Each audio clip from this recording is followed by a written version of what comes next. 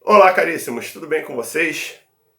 Vamos falar sobre o engenho de açúcar, essa grande estrutura do Brasil colonial, muito bem trabalhada e estudada por Gilberto Freire, neste grande livro Casa Grande e Senzala, onde tem até o mapa de um desses engenhos, que era o engenho Noruega, que era um engenho de Pernambuco, essa grande área produtora de açúcar até hoje.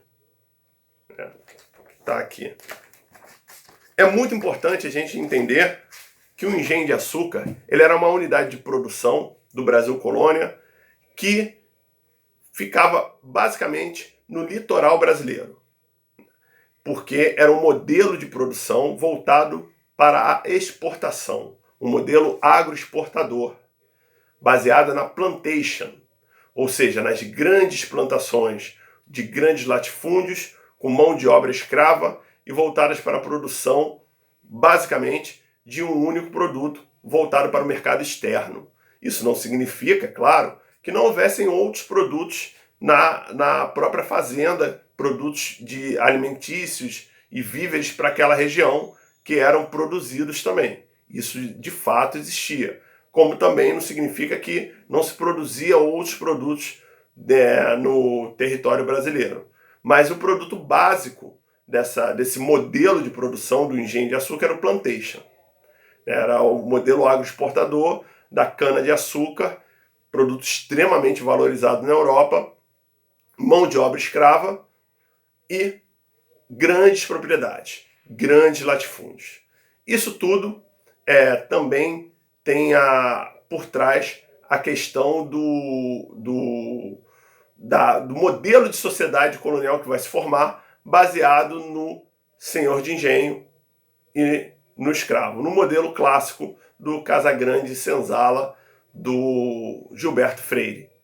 O senhor de engenho como o grande proprietário local e a grande força política dessa sociedade.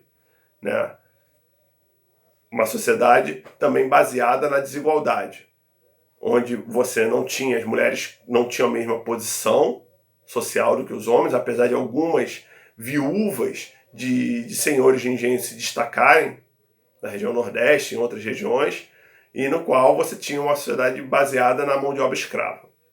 Os engenhos eles se dividiam em dois tipos.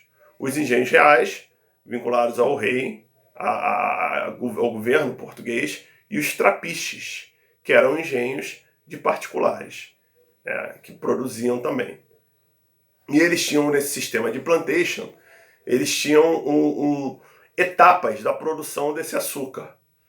Você tinha o plantio e a colheita da cana, depois a cana ia para a moenda, onde você moía, fazia aquele caldo de cana, o caldo de cana ia para as caldeiras, onde era fervido para retirar as impurezas, depois ele ia para a casa de purgar, onde ele ficava algum tempo ali para as impurezas descerem e fazer o pão de açúcar, que é o mesmo formato do acidente geográfico que nós temos aqui no Rio de Janeiro, e que seria vendido para a Europa para poder ser manufaturado e transformado em açúcar mais claro.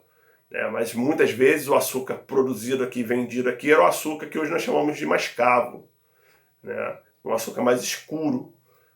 E ele era refinado na Europa para ter um tom mais claro, um açúcar mais próximo do açúcar que nós consumimos hoje. Mas ainda não era esse modelo de açúcar que nós consumimos hoje, que era o açúcar produzido nesse período colonial. Essa estrutura toda, além de demandar braços, terras, demandava também muito dinheiro por parte desse senhor de engenho e por parte, no caso dos engenhos reais, por parte do governo português no investimento dessa produção, no investimento do engenho de açúcar. Um abraço e fiquem bem.